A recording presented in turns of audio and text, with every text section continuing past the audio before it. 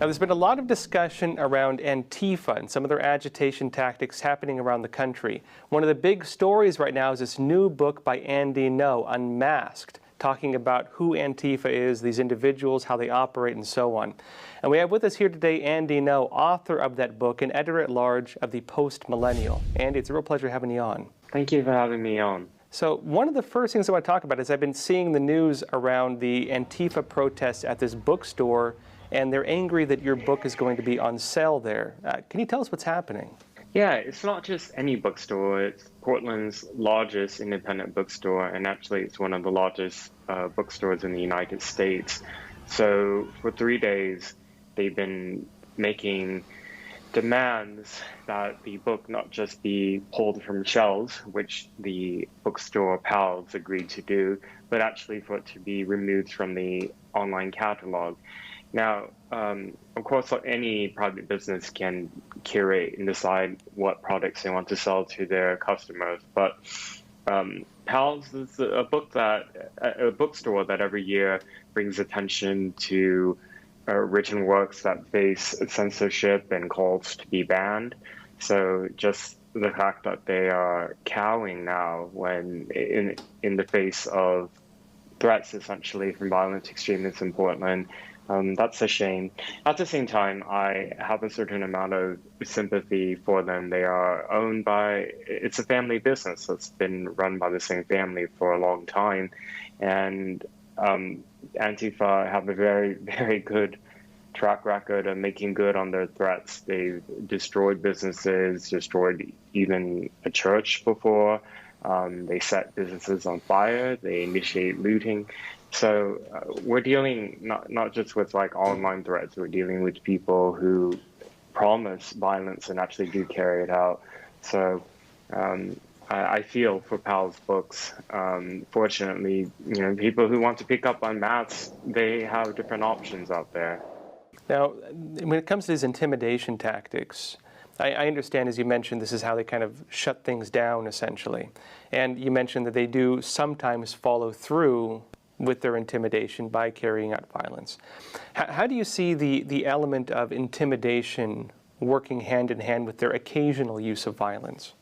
Before 2020, their violence was monthly, and at that time that was quite unprecedented for Portland to become the staging ground for political street brawls and riots.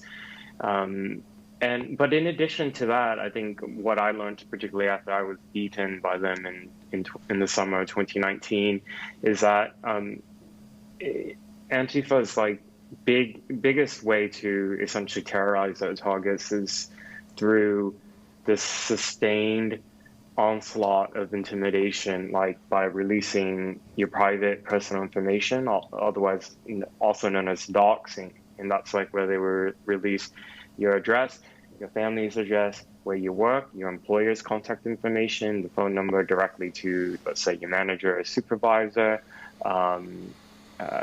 like any and every way to just make this sense of dread go over a target that they can be attacked from anywhere. What actually happened when you were assaulted? Was that just one time? What really happened? So it was in summer 2019, and I've been writing about Antifa for a few years up to that point, and really was kind of one of the lone voices in terms of being a local journalist based out of Portland, providing this other side of coverage to them, because the media coverage since the rise of Antifa in 2016 has been to continually give them cover, describe them as simply anti-fascists who are opposing the far right, who are going out to protect communities of color. And what I saw is that they were indiscriminate in who they were labeling a fascist, and the types of attacks that they were doing against other citizens, government property, law enforcement officers was essentially domestic terrorism happening right in front of us, cloaked under this guise of racial justice and anti-fascism. So my coverage of them was exposing their violent extremism, and that made me become a target very early on, I thought it was really important to identify some of these people who are involved in the riots, because most of them are masked. But just through my investigative reporting, I've been able to unmask some of them, and that infuriated them because they operate under anonymity, obviously to escape prosecution, but then also to to give plausible deniability that Antifa even exists in any organized form. So in June 2019, there was a protest turned riot that day that involved Antifa and involved the Democratic Socialists of America and others. And I came there, like many other times, with my phone as my camera to record. I didn't talk to anybody, and I was first confronted, which then very quickly turned to assaults and then eventually a mob beating that led to me having a brain bleed. I was hospitalized, and it took about a year of various therapies and treatments to address the deficiencies that I suffered because of that brain injury. Now, when it comes to mainstream media reporting on Antifa, it's frequently said that Antifa is an idea, and we hear this pretty often. It's an idea, not a movement. What would you say to that? Well, that is true, but it's more than an idea. It's also a movement and their networks of organizations, and they are actually, some of them are organized into formal groups, one being Rose City Antifa, which is the oldest Antifa organization in the US, and it's based in Portland, the epicenter of Antifa violence. So I actually uncover a lot of the evidence that shows that they are a formal organization. In my upcoming book, I have documents that were leaked to me through somebody who actually went through their vetting process to become a member. So they're extremely organized, and they do it secretly within certain secret meeting locations. They have a curriculum that actually mirrors a lot of what I view as analogous to the radicalization process that jihadists and other Islamists put Muslims through. So they have extremist literature, they print out this literature, they disseminate it, they do events to recruit people, and some of it looks really benign. More recently, Antifa have launched this unofficial Antifa soccer league in Portland, which on its surface seems like just a social gathering. But at these games, they are actually using it as a staging ground to gather their comrades together to distribute the extremist radicalizing literature to new people, and then to carry out riots afterwards. So, you can look at Rose City Antifa, you can look at the Torch Network, which has many, many other chapters in different cities. You can look at the Atlanta Antifa. So they are formal groups, and I think we're getting told this falsity from some of the mainstream politicians in the media who repeat their talking points that Antifa is simply an ideology of anti-fascism. It's not.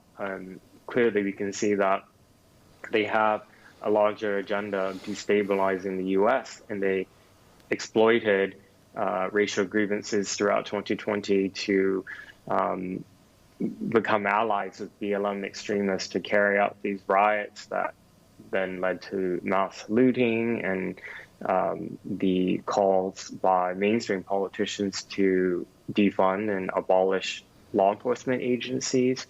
Unfortunately, they really don't have any opposition. Like, law enforcement has been essentially made feckless in some of these urban areas where they operate openly, in the Pacific Northwest, for example. The DOJ, to my disappointment, hasn't used the same tools that they've used in the past to break up the mafia and other criminal gangs, to break up some of these networks. And then, of course, big tech are essentially allies with Antifa in that they allow these groups to operate openly and to organize and advertise riots openly. I mean, Rose City Antifa is still on Twitter. The Youth Liberation Front is still on Twitter, and these are groups who are putting out flyers with government buildings on fire and the date and location where people can go to them. Now, something I often see when it comes to the arguments online around Antifa is that people who defend it say they're anti-fascist, They just oppose fascism, and don't you oppose fascism? What would you say to people who have that understanding? This is part of the tactic of the left to not just change definitions of words or tweak them, but actually to remake entire new meanings to words. So you see that in things such as what anti-racism is, how they define white supremacy, how they define whiteness, and of course how they define fascism. So how Antifa define fascism is, we're not talking about the political science definition of how scholars define movements like, Nazism, National Socialism, or fascism in Italy. They're describing it essentially as anything that is in opposition to the far left political agenda. So they call obviously the Trump administration fascist, but they call the United States itself fascist. And this is actually a tactic that is it goes back decades. It goes back actually to the interwar years in Germany when the original Antifa was established as a paramilitary of the German Communist Party. And the people they called fascists were the Social Democrats, which were the center left. So, and of course, after the end of World War II and with the establishment of East Germany, they institutionalized that anti-fascist ideology into the formal state ideology. The Berlin Wall, how it was called to the East Germans, was the anti-fascist defense barrier. So they have always viewed liberal democracy as fascism, capitalism as a function of fascism.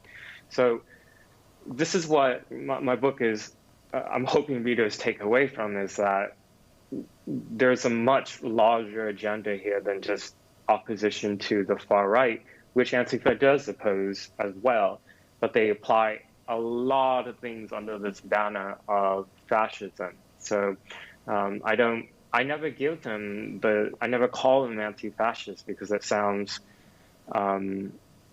that's a noble thing to be, but they use it in a way to essentially mean people who are anarchist communists. And if you're not one of that, you can even just be a moderate liberal and they'll still classify you as a fascist. So they're working to delegitimize the U.S. with the wider goal of destabilizing it and ultimately abolishing it. That's why they attack border enforcement in particular, and they call for open borders because they don't view the U.S. as a legitimate nation state. And what is the actual goal of Antifa, or do they have a organized goal at all?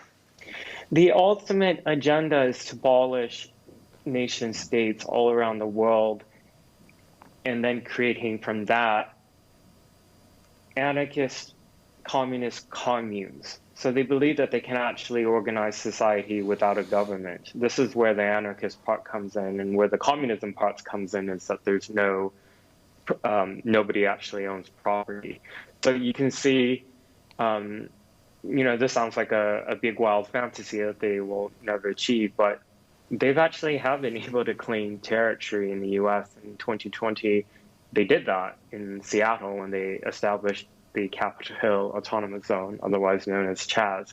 And for more than 3 weeks in the largest city in the Pacific Northwest, they claimed territory that they said was sovereign and separate from U.S. law. And under the local officials there, they allowed that to happen. And it ended up in there being multiple homicides. It was a lawless area. So sometimes we see Antifa working side by side with groups like Democratic Socialists of America, as you mentioned. Mm-hmm. And a lot of people would say, well, socialists typically like big government. They want more government, but they're siding with anarchists who want no government. First of all, how does that work? And second of all, how common is it for these groups to work together? They work together because they have a common enemy, and that common enemy being the U.S. itself and its institutions and civil society and free markets. So they do have different agendas ultimately, but for now they have enough in common that they know the movement is fringe and relatively small, that they have to work together it's that same type of coalition building was what I witnessed happening very explicitly with Antifa and BLM throughout 2020. BLM is a Marxist movement made up of militant communists, at least in those who founded it, and the texts and such and the figures that they cite. And the communist calls for essentially a totalitarian state, which is in opposition to the anarchist aspect of what Antifa want. But for now, they can partner with one another in calling for the end of American criminal justice system, demonizing free markets, demonizing property ownership. And I think you could take the example of the Capitol Hill. From what I've seen from the discussions, they felt like, well, if BLM and Antifa could riot for literally months on end in major American cities and face no condemnation, well, why can't they riot for the day? Why can't they be violent? So my frustration is just this, the people now who on the left who are the loudest and condemning what happened at the Capitol as an insurrection, as an uprising, as a terrorist attack. I wonder, why were they silent last year when terrorists in my home city tried to storm into federal government property, the federal courthouse in downtown? They tried to burn it down. They came with power tools to cut down the barriers. They came with explosives. They started hundreds of fires. They came with weapons. They came with guns. All of that was being praised at the time, and the media at the time was actually calling the federal officers from DHS, the Trump's Gestapo, secret police. So, like everything that the people on the left now who are condemning what happened at the Capitol, which should be condemned, by the way, it just rings hollow when I look at their own rhetoric, what they've done. And at best, they were silent before, and at worst, like. You had an interesting post on your Twitter feed that one of these Antifa groups is actually organizing protests against Joe Biden now, and they have their J20 inauguration protests planned. A lot of people would look at that and say, well, weren't they on the sides of the Democrats? Weren't a lot of these officials supporting them in the past? Why are they now turning on the Democrats? How do you see this playing out? Some of the Democrats are quite foolish in thinking that they can be allies with Antifa just because they have a shared opposition to the Trump administration or the Republican Party. Antifa, from the stated goal, do not recognize any governments, and they have particular actually disdain and extra for liberals because they find liberals as having some things in common but not willing to be extreme enough. So this riot essentially that's being organized right now on Twitter by the Youth Liberation Front is calling for Joe Biden to be the last president. So Antifa is a violent extremist movement that is a threat to to the democracy itself in the U.S. They want to abolish government, period, which includes all parties, including the Democrats. So I think Antifa have been relatively mild in the things that they've done against Democrats in the past 4 years, just because they saw a larger target ahead of them in Trump or Republicans. But with the current administration leaving in a matter of days, there's really nothing to stop Antifa from now wreaking havoc in the ways that they've done before. They've already built the networks. They've reinforced those networks throughout 2020. They have sources of funding, which you can find about in my book.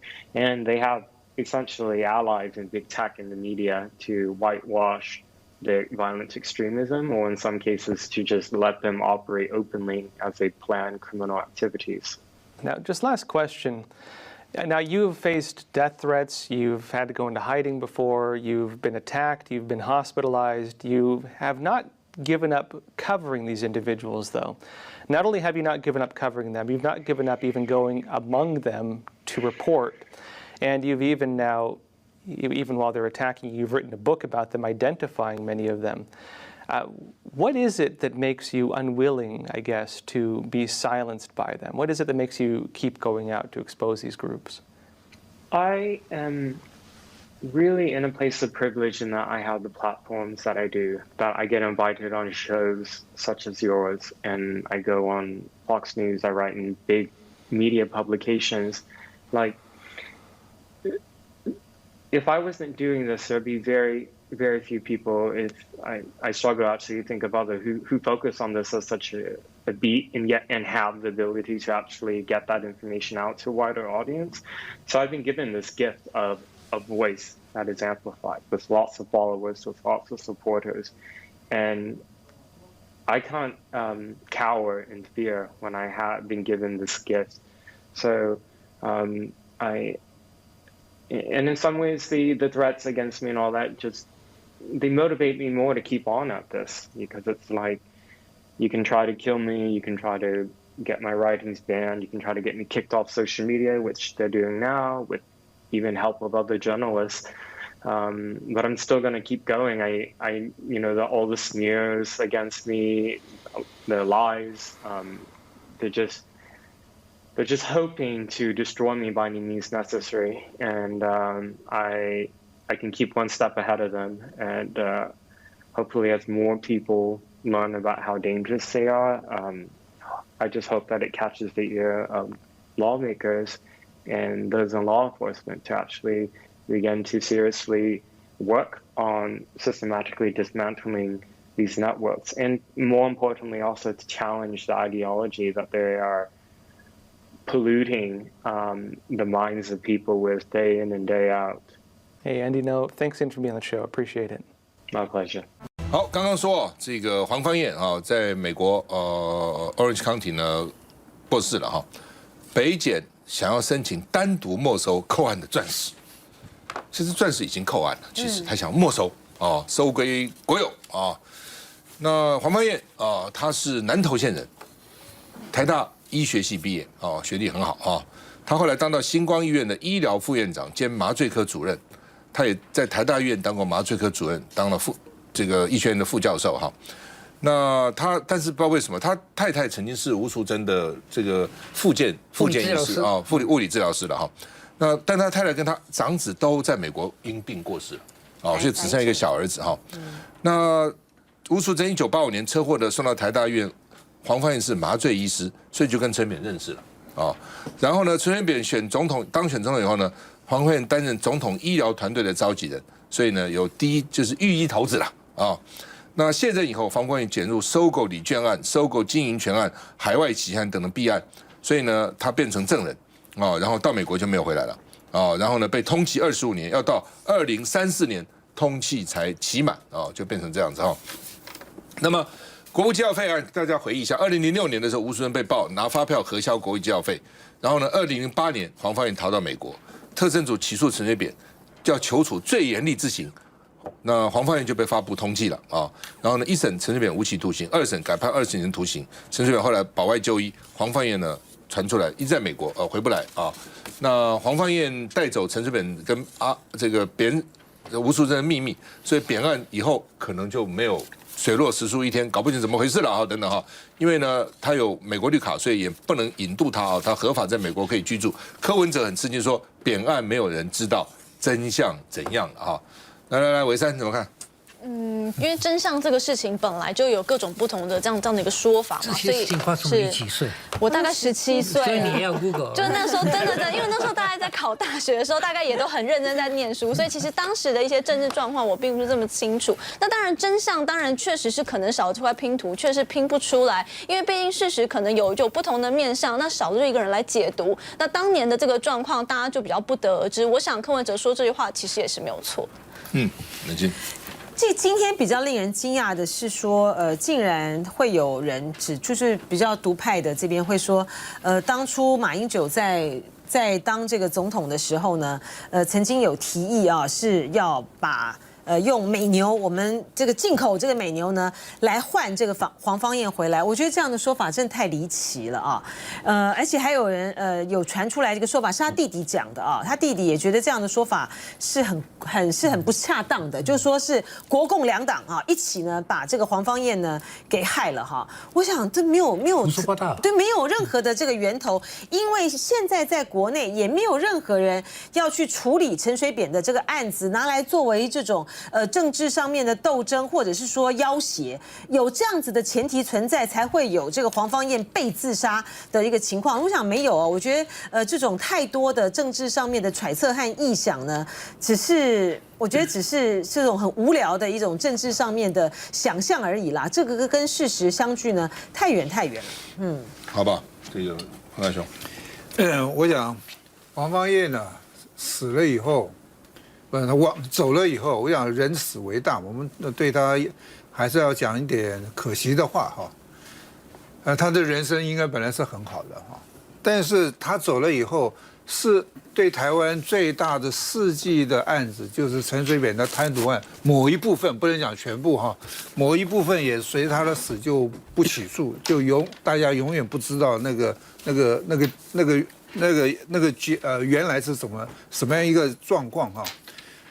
平常讲陈水扁这案子，对民进党乃至于对所有政治人物的影响真的是很大。那还有一个国家的总统在任上，在银行里可以找到5、6亿，是不是啊？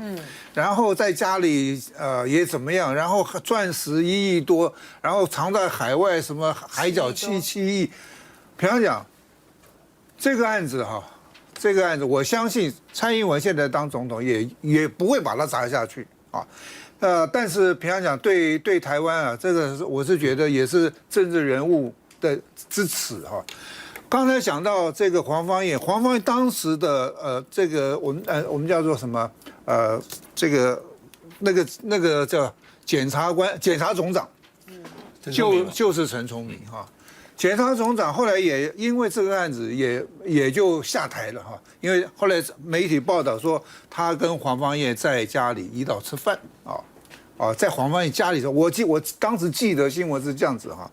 我是觉得现在看现在考验我们现在查这个案子的这个检察官们啊，你如何在现在有的这个证据里面，至少告诉我们陈水扁贪污的状况是什么样。我觉得这案子不可以因为黄芳燕走了就不再往下查，好吧？黄芳燕跟扁家关系怎么样？我们看一下。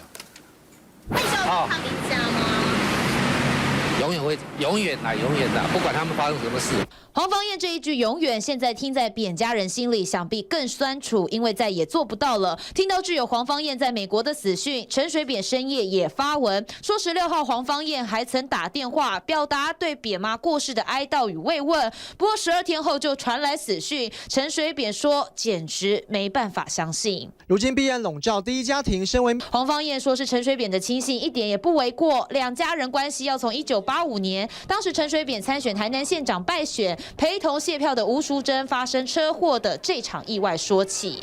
黄医师是当时的开刀的麻醉科医师，所以我做好些黄医师对我来讲，是对我的母亲有救命之恩。不过10年后，黄芳燕的大儿子气喘过世，接着太太也因为乳癌病逝，陈水扁一家就常邀请黄芳燕到家中吃饭，陪她走过痛苦。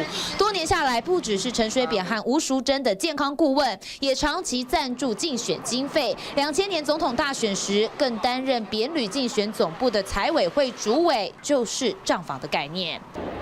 而且陈水扁也超级信任黄芳燕，选上总统后，黄芳燕经常出入总统府，为的就是帮陈水扁进行餐食测毒，就像是总统试毒师一样。惊讶听到这样的消息，希望家属能够节哀保重。做人都很踏实，然后很有信用的人呐，对他的过世我也感到很不舍。资深政坛人口中的好好先生，但就是因为跟扁家走很近，后来掀起的各种弊案，黄芳燕都频频被点名。我听了觉得很可惜了哈，堂堂一个好一个台大医学院毕业的医生，好好当个医生嘛，能在台大医院当麻醉科主任也不简单嘛。我看他成也扁家，败也扁家哦。玉芳兄，坦白讲，我真的是很不忍心去批评黄芳燕，我不认得他，从来没有见过他。我们常常讲说，人可以创造命运，这命运是主宰他，人是没有办法对抗命运的。我想他原本也可以过一个很好的日子，可是你看，儿子死掉，大儿子死掉，太太也死掉，这真的是很凄惨的一件事情。如果没有遇到陈水扁的话，他或许还是有一个不错的一个人生。他为了这个陈水扁，然后又要对陈水扁表示效忠，就流亡在海外，最后用自杀的方式结束他的生命，这是令人很唏嘘啊。所以我觉得我们对，就说人啊，就是说只能讲了，就是造化弄人呐啊。老沈，我有点相反的看法。你说，你想到早年吴淑珍进出医院非常的频繁啊，所以治疗过吴淑珍的医生啊，我想起码100个没有问题。而且吴淑珍第一次车祸进去的时候，有开刀的医生啊，开刀的医生都没有跟他结缘啊，进来一个麻醉的医生，我问你，你进到医院开刀的时候，谁麻醉你都不晓得，所以你不能说是扁家害他，因为他是自己求来的。所以他不但变成御医，而且变成御医的头子，所以他一路红起来，而且跟吴淑珍的关系，让外界的人想说，如果要接近夫人，这条路是可行的。所以这个祸福自招。所以我还是一句话，我刚才讲的，人人羡慕那个7大人生的欲求啊，我真的劝告你要留一个空间，不要追求的最大最满。那个时候人生就不快乐，因为我没有7大欲求，我没有满，所以我还很多可以追求的。来，不好意思，我又查了一下，黄芳燕好像被通缉25年，也就换算起来，他要解除通缉回来台湾，大概是2034，他应该要将近90岁了，所以他会不会觉得他没有办法在有生之年回来，而造成了一种心理的难过跟那也不值得嘛，那何不干嘛？对，所以我觉得蛮可惜。但是我真的谴责的是柯建铭讲了一句话，他说很遗憾马政府的政治追杀扁案。讲句实话好了，特侦组已经被蔡政府解散了，目前的案子在台北地检署在侦办动作。不是马政府追杀，那是国际洗钱，对，艾格蒙去来查的，根本没有太大关系，不需要把这种事来消费到好像还是政治上真的没有必要。都很难讲话，你就不要太为难他们。可是我觉得，就算再难讲话，也不能讲这么一个跟事实距离这么远的话嘛。而且2019年，陈水扁还是马英九让他保外就医的嘞。而且2019年，美国要求蔡英文把美国滞留的通缉犯名单开给他们，他们愿意引入，但是蔡英文政府确实没有把黄芳燕的名字放在上面，就代表了实际上政治放水的并不是我们国民党，而是蔡政府他这个政治放水动作啊。所以我觉得不需要怪到我们身上，我觉得。